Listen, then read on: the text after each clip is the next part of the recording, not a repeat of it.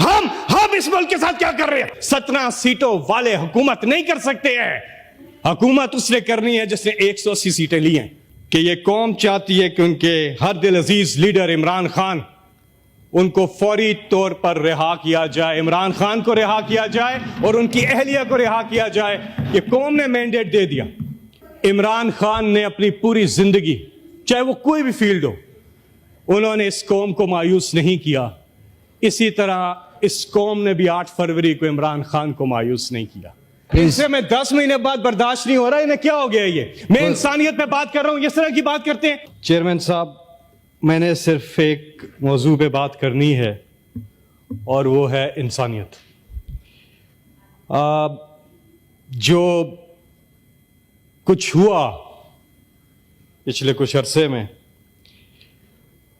और जिस तरह से ख़वातीन, मजलूम लोग, बेगुनाह लोग, सबसे पहले तो मैं अब हमारे शहरी पाकिस्तान के और वो तमाम ख़वातीन, वो तमाम बुज़ुर्ग, वो तमाम बच्चे, उन सब के लिए मैं यहाँ पर आवाज़ उठाना चाहता हूँ कि जितने बेगुनाह लोग, जितने मजलूम लोग हैं जो इस वक्त अपनों से दूर हैं, जो जेलों में हैं, उनको फिलफौर इंसाफ दिया जाए। पहली मेरी डिमांड यह है कि उनको फिलफौर इंसाफ दिया जाए कि वो अपनों के पास जा सकें।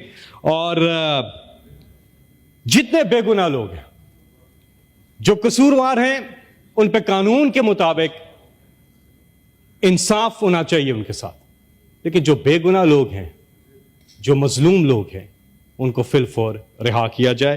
ये पहली डिमांड है।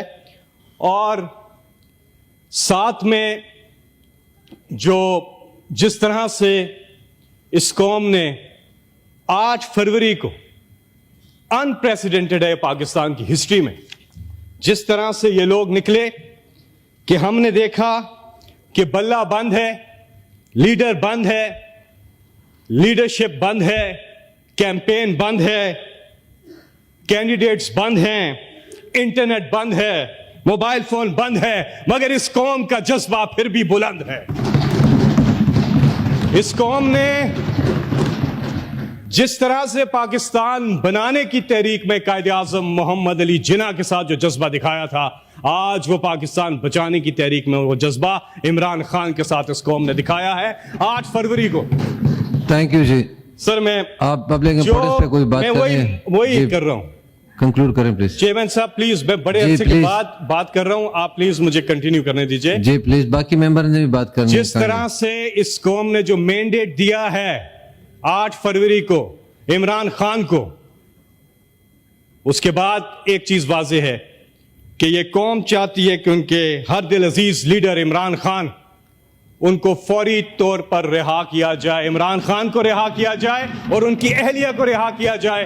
कि कौम ने मैंडेट दे दिया।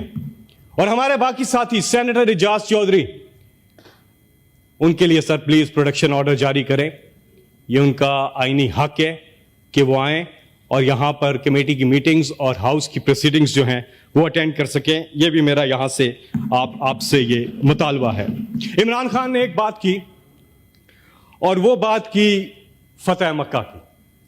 देखिए, हम सबको बहसियत कौम इस चीज पे सोचना होगा कि हमने पाकिस्तान को आगे लेके जाना है और इंसाफ जब तक हम कायम नहीं करते तब तक कोई भी माशरा तरक्की कर ही नहीं सकता, आगे बढ़ ही नहीं सकता। अल्लाह ताला हुक्म देता है कुरान पाक में कि जमीन पर इंसाफ कायम करो। अदल और इंसाफ सबसे बुनियादी चीज है। हमारी इकोनॉमी कभी तरक्की नहीं कर सकती, हम आगे नहीं बढ़ सकते। फंडामेंटल जो पहली जो रिक्वायरमेंट है वो है इंसाफ। इंसाफ होगा तो बाकी चीजें होंगी। ये अल्लाह ताला का हुक्म है।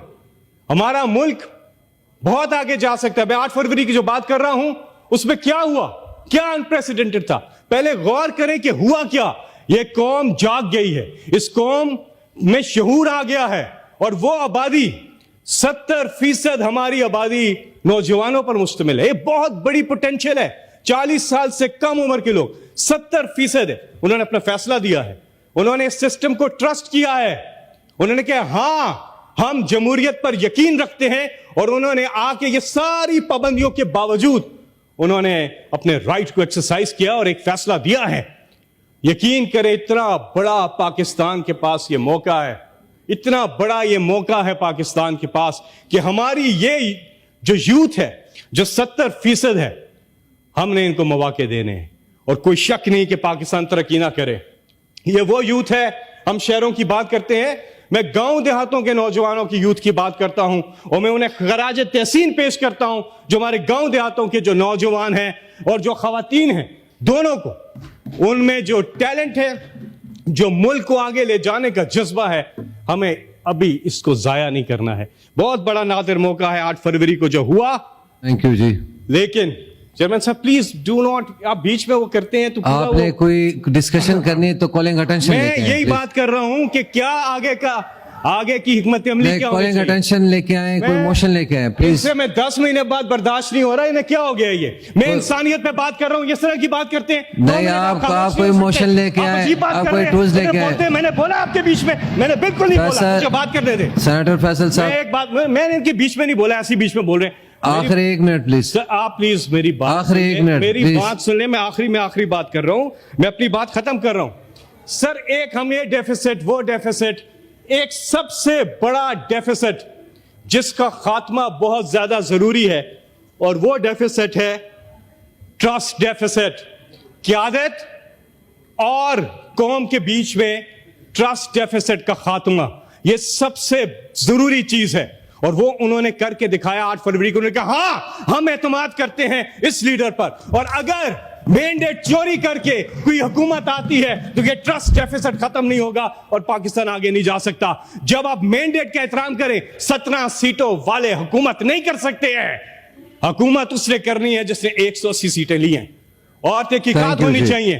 फॉर्म Thank you, 45 गवाही दे रहा है। सर सुने, ट्रस्ट डेफिसिट जब खत्म होगा क़यादत और अवाम के बीच में, तब पाकिस्तान आगे जाएगा। यहां पे शुक्रिया जी। इन्वेस्टमेंट आएगी, यहां पे लोग आएंगे। आपका ट्रस्ट फैक्टर बहुत ज्यादा जरूरी है। हमारे ओवरसीज नहीं इस मुल्क को चला देना है, इतना उन्होंने भेजना है।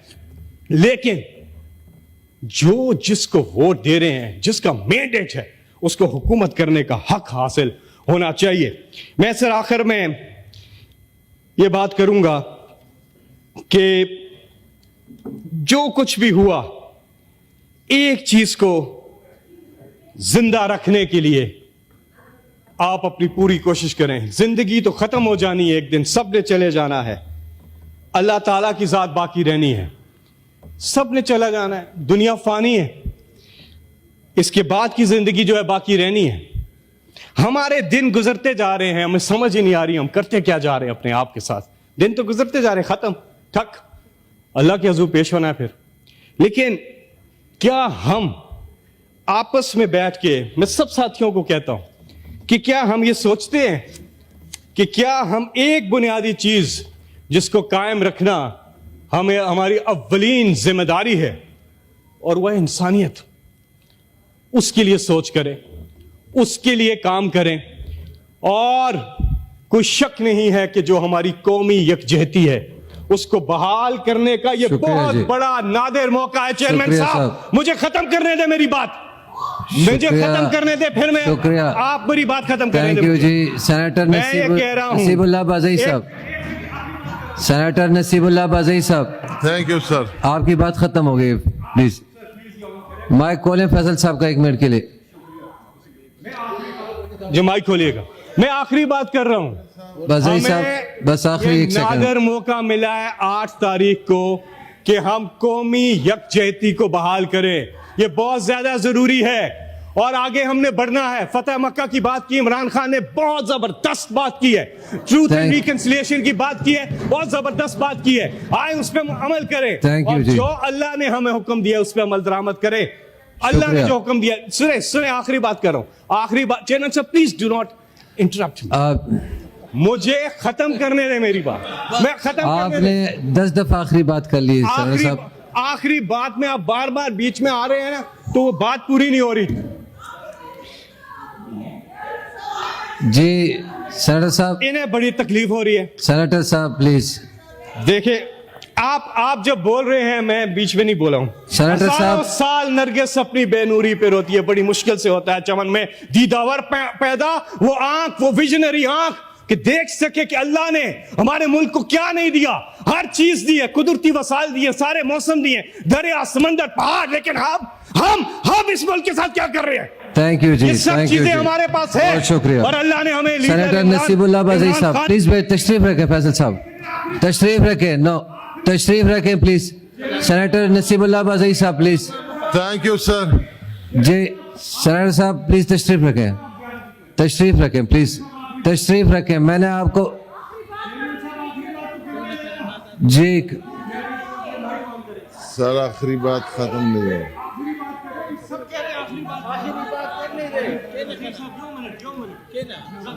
बाज़ई साहब माजरत जी बताएं। फैसल साहब आखिरी प्लीज। फैसल साहब, बज़ई साहब के नहीं फैसल साहब से मुझे ये बताएं, मुझे आप आखिरी बात क्यों नहीं कर रहे थे? जी करें प्लीज, आखिरी बात करें फैसल साहब प्लीज।